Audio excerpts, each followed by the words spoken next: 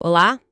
Hoje a gente vai mergulhar numas ideias, assim, bem complexas, né?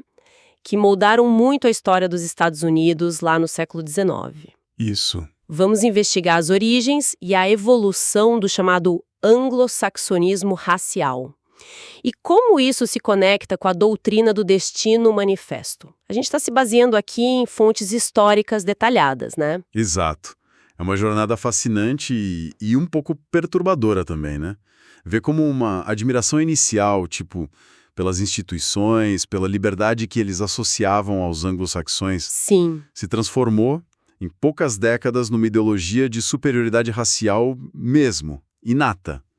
É uma virada bem marcante ali entre o começo e meados do século XIX. É impressionante. No comecinho de 1800 falava-se muito do destino dos Estados Unidos, mas de um jeito diferente, né? Uhum. O tom já era outro. A conversa era sobre os anglo-saxões americanos como um povo inerentemente superior, sabe? Destinado a levar seu governo, sua prosperidade, sua religião para o continente todo e, quem sabe, para o mundo. Vamos tentar desempacotar como isso aconteceu. Vamos lá. Começando pela Europa, curiosamente. Pois é, parece até contra-intuitivo, mas a raiz está lá na Inglaterra séculos antes.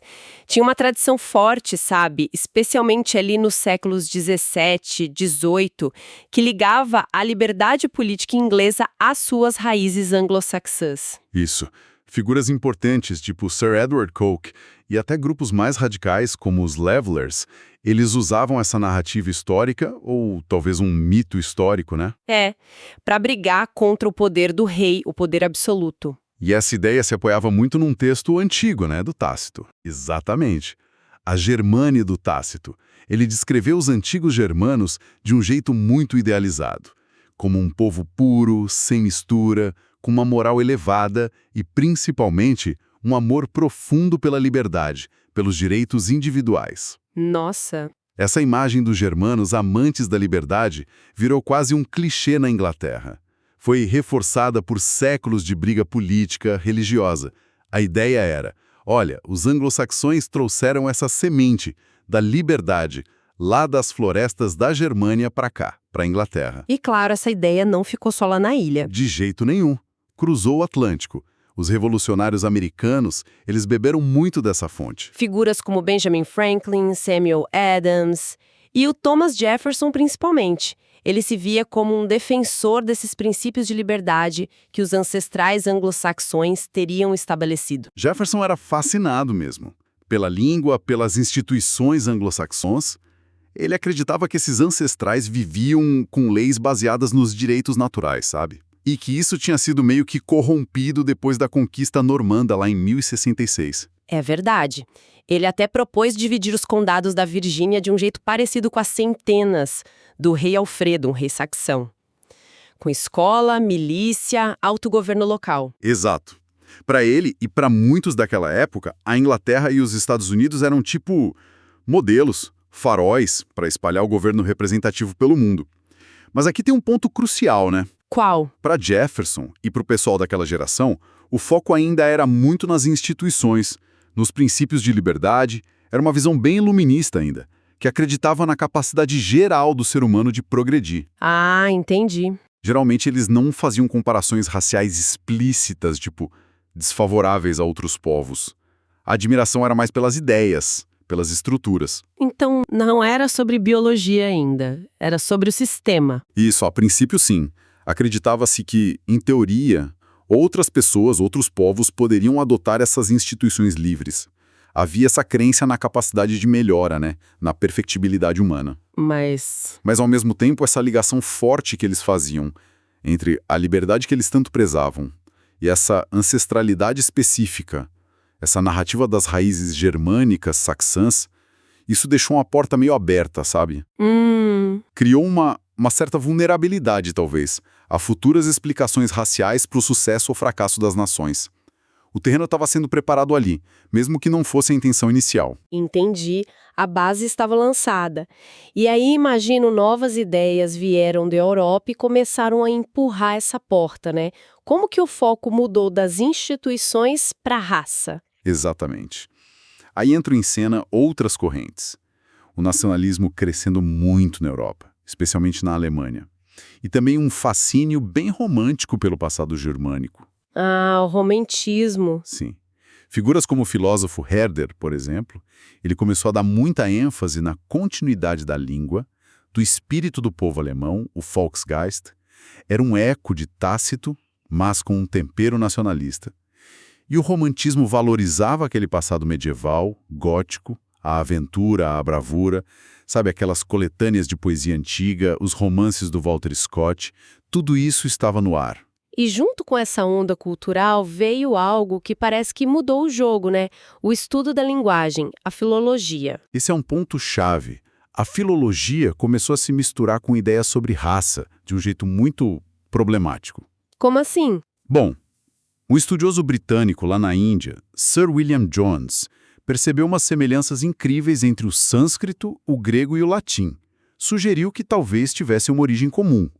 Ok, até aí parece linguística pura. Sim, mas aí veio um pensador alemão, Friedrich von Schlegel, e deu um passo além, um passo bem grande. Ele basicamente disse: se existe uma família de línguas original, então deve ter existido uma raça original por trás dela. Nossa, que salto! Da similaridade de palavras para uma hierarquia de povos. Exatamente. Foi um pulo conceitual enorme. Schlegel começou a imaginar um povo ancestral super talentoso, vindo da Índia, que teria migrado para o oeste e revitalizado a Europa. Aí começa a se formar a imagem dos indo-europeus, ou indo-germânicos. O termo ariano veio depois, né? Ah, o famoso termo ariano. Pois é, a ideia era que eles vieram da Ásia Central, talvez Caxemira por ali, e seguiram o Sol para o oeste. E a rota deles seria a rota da civilização. Aquela ideia do ex oriente lux, a luz vem do Oriente. Mas como que os povos germânicos se encaixaram especificamente nisso? Porque a família linguística era maior, né? Era bem maior. Incluía celtas, eslavos, um monte. Mas aqui entra um viés muito forte, especialmente dos estudiosos alemães. Eles deram um peso especial aos povos germânicos nessa história toda. Como assim? A crença que se formou foi que, beleza, a língua original se ramificou. Mas as melhores qualidades raciais, essas teriam sido transmitidas de forma mais pura, mais dominante, através dos germânicos. Ah, Isso deu uma base, assim, meio acadêmica, né? Para conectar língua e raça, e para criar essa noção de um povo heróico ancestral. Os arianos, que seriam a fonte do que a Europa tinha de melhor.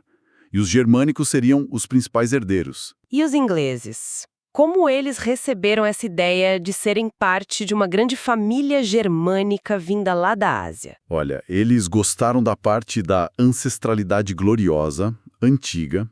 Isso sempre agrada, né?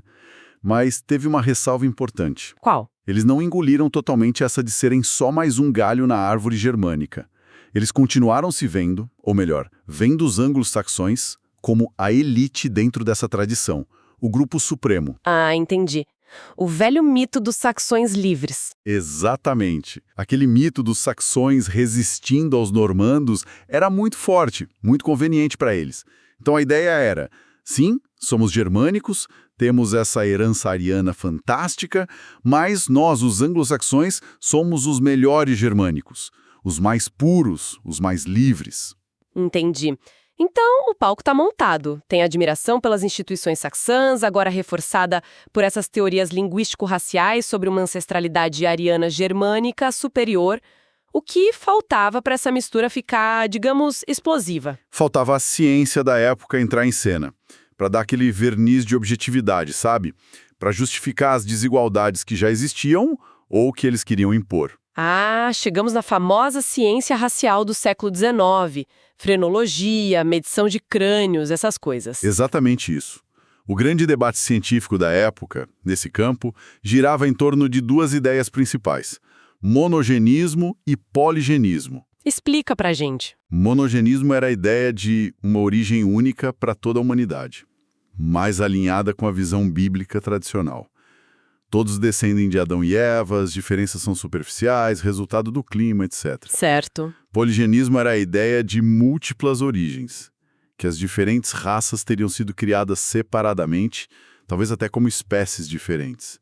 Essa visão facilitava muito a justificação de hierarquias, né? Com certeza. E qual delas ganhou mais força?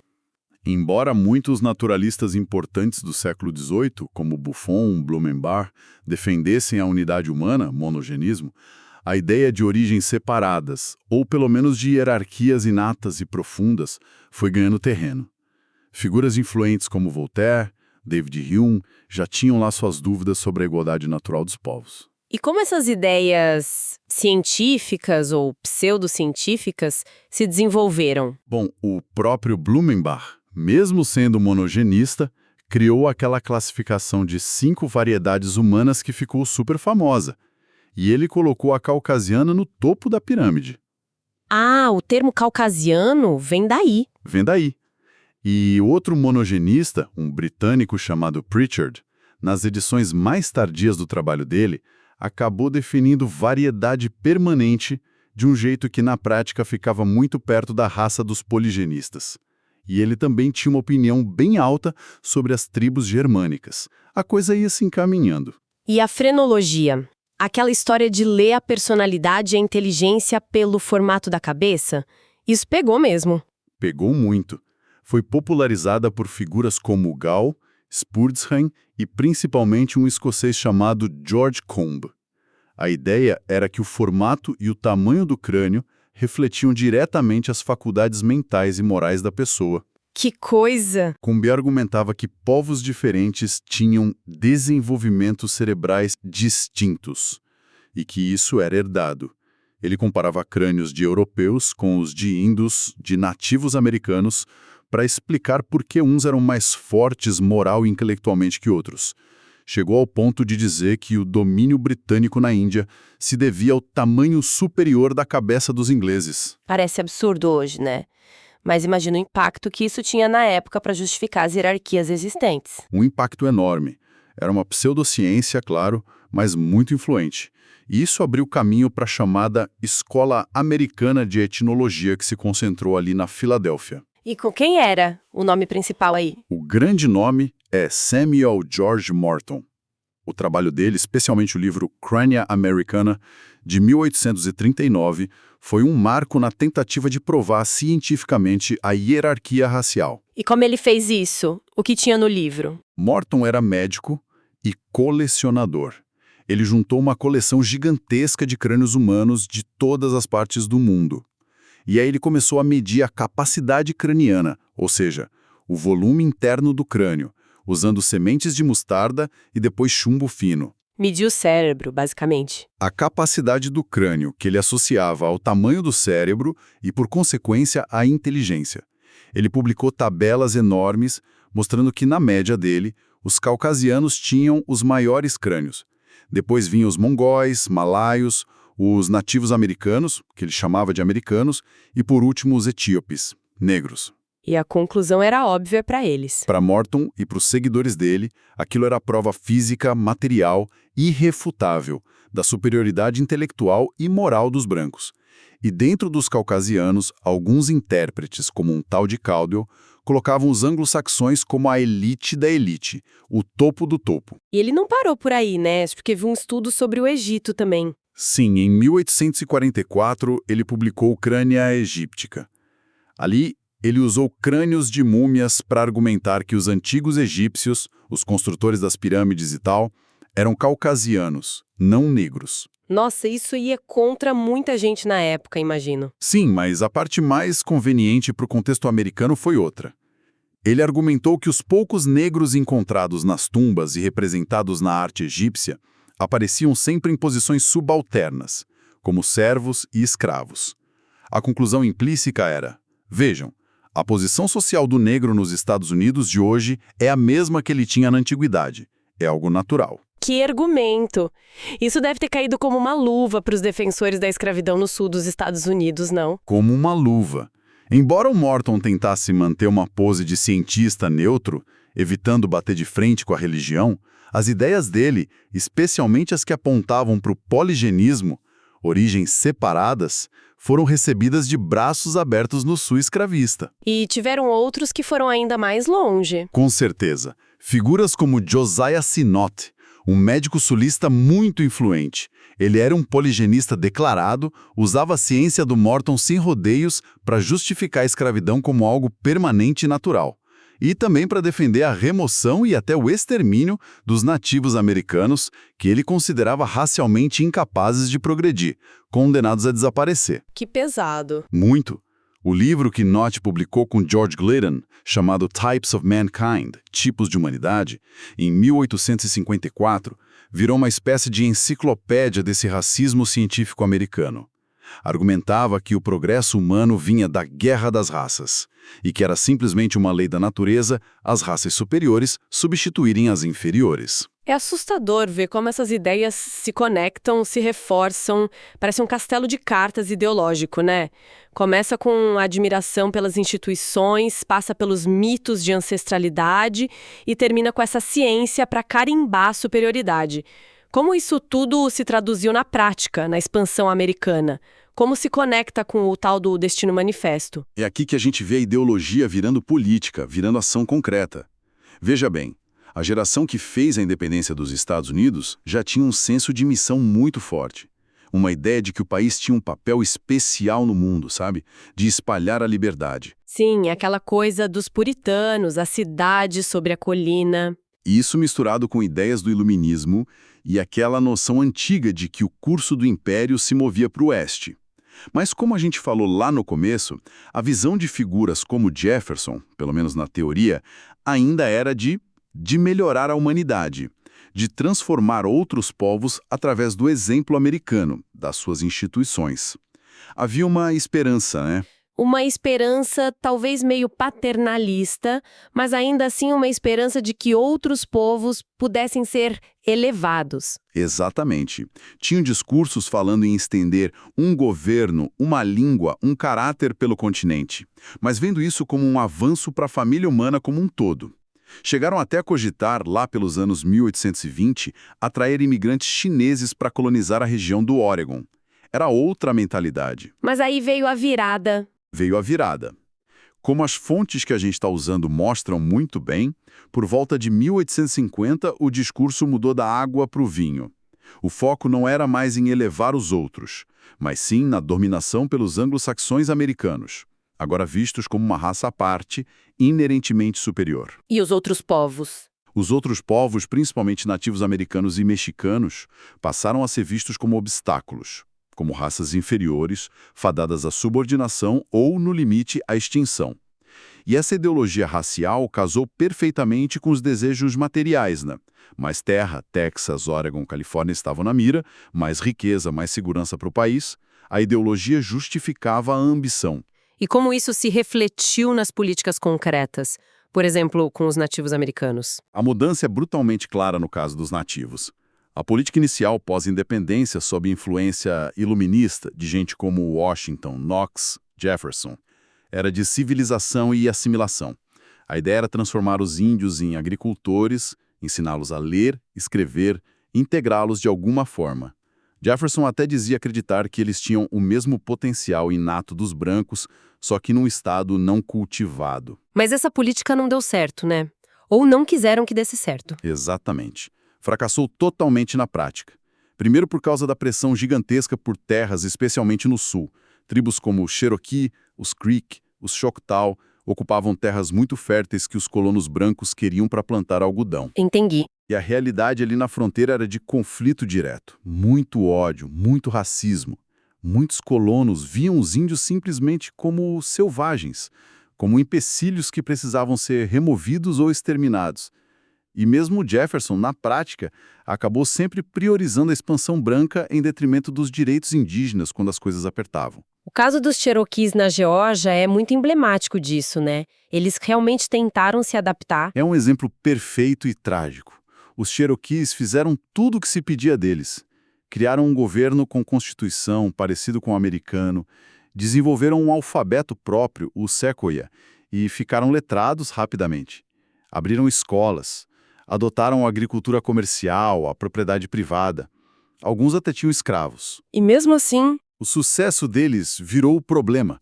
Como disse um político importante da época, John C. Calhoun, a dificuldade vinha justamente do progresso deles, porque isso os tornava mais firmes na posse das terras que o estado da Geórgia queria desesperadamente. Os brancos da região simplesmente não os aceitariam como vizinhos iguais, civilizados ou não. Então a remoção indígena, aquela política que forçou a mudança para o oeste, a famosa e terrível Trilha das Lágrimas, não foi para salvar os índios, como se argumentava? De jeito nenhum. Foi uma resposta direta à pressão por terras e à recusa dos brancos em coexistir. A justificativa oficial mudou junto com a ideologia. Agora se dizia abertamente que eles eram racialmente incapazes de se civilizar de verdade ou de viver junto com os brancos. A nova ideologia racial serviu como uma desculpa perfeita para a expulsão em massa. E essa mesma lógica racial foi usada com outros grupos também, com os mexicanos, por exemplo. Sim, de forma muito similar.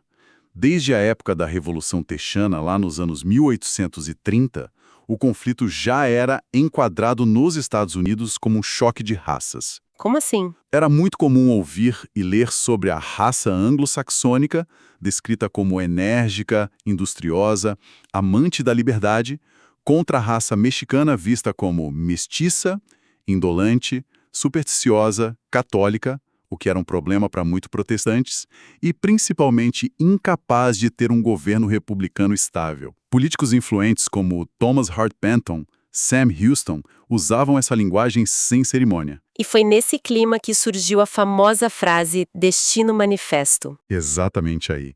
Em 1845, um jornalista chamado John L. O'Sullivan usou a expressão pela primeira vez num artigo defendendo a anexação do Texas.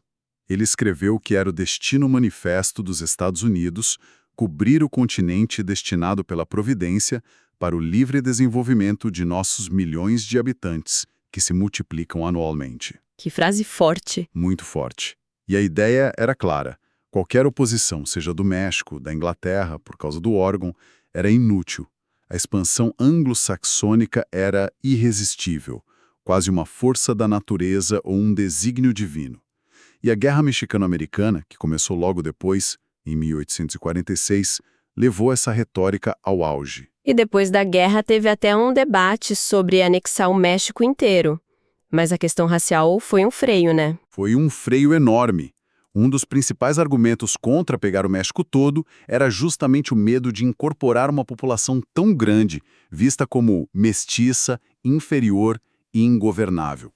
Figuras importantes como o futuro presidente James Buchanan e o senador Calhoun, que já citei, foram muito explícitos nisso. O que eles diziam? Diziam que o governo americano era um governo da raça branca, feito por brancos e para brancos. Misturar essa população com milhões de mexicanos que eles consideravam incapazes de entender e praticar a democracia republicana seria um desastre. Destruiria as próprias instituições americanas. A ideia é que só os anglo-saxões tinham o gene da liberdade e do autogoverno. É impressionante ver como essa ideologia racial se tornou centro de tudo, né? Justificando tanto a política interna de remoção quanto a externa de expansão. Mas essa visão era totalmente unânime? Ninguém contestava isso na época? Não era unânime, não. Havia vozes discordantes, sim. Embora fossem talvez minoritárias ou tivessem suas próprias nuances, né? Que tipo de críticas existiam? Bom, alguns críticos, por exemplo, até concordavam com a ideia de superioridade, mas não da pureza anglo-saxônica. Argumentavam que a força americana vinha, na verdade, de uma mistura das melhores qualidades de diferentes povos europeus. Era uma visão um pouco mais cosmopolita, digamos, mas ainda bem eurocêntrica e hierárquica. Pessoas como Buchanan e Stephen Douglas às vezes falavam nisso. Entendi. E críticas mais diretas ao racismo e à agressão? Também existiam. Um imigrante alemão importante, Francis Lieber, que era um intelectual respeitado, embora ele mesmo acreditasse numa certa superioridade da raça anglicana, era o termo que ele usava, ele alertava contra os perigos de levar o nacionalismo racial ao extremo. E na literatura, na filosofia? Sim, figuras como James Russell Lowell, poeta e crítico, e Henry David Thoreau, o filósofo do Walden, criticaram muito a Guerra Mexicana e o próprio conceito de destino manifesto. Viam como uma desculpa esfarrapada para ganância e agressão. Lowell chegou a zombar da ideia de uma raça anglo-saxônica pura, e Albert Gallatin, um político e diplomata mais velho, vindo daquela tradição iluminista, também expressou um ceticismo profundo sobre tudo isso. Interessante. E sobre as próprias raças que eram vistas como inferiores? Havia alguma visão um pouco diferente? Havia, sim, uma corrente curiosa, principalmente em Nova Inglaterra, que era o centro do movimento abolicionista. Mesmo aceitando às vezes a ideia geral de uma hierarquia racial, alguns ali sugeriam que os negros, por exemplo, poderiam ter qualidades compensatórias. Como assim? Tipo, talvez fossem mais humildes, mais pacientes, mais inclinados naturalmente ao cristianismo, em contraste com a natureza que eles viam nos anglo-saxões como sendo mais agressiva, mais materialista, mais ambiciosa.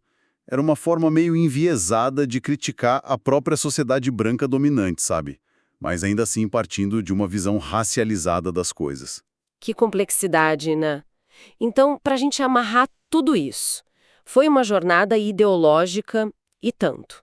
Começou com uma admiração pelas instituições de liberdade ligadas aos ancestrais anglo-saxões lá na Inglaterra. Isso. Aí, isso se misturou com teorias românticas, meio míticas, e depois científicas sobre raças arianas germânicas, vistas como superiores. Exato. Culminou, lá em meados do século XIX, nos Estados Unidos, numa ideologia muito poderosa, esse anglo-saxonismo racial, que serviu de motor e justificativa para a expansão pelo continente, o Destino Manifesto, e para subjugar ou remover outros povos, como os nativos americanos e os mexicanos. Uma transformação radical em, o quê? Menos de um século. Exatamente. É uma demonstração muito clara, eu acho, de como essas ideias sobre raça não são fatos biológicos imutáveis, né?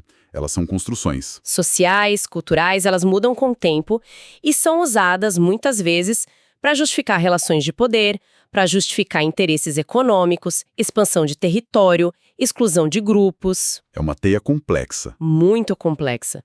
A gente vê aqui a interação entre as ideias que circulam, os interesses materiais, os eventos políticos. Nada disso acontece no vácuo.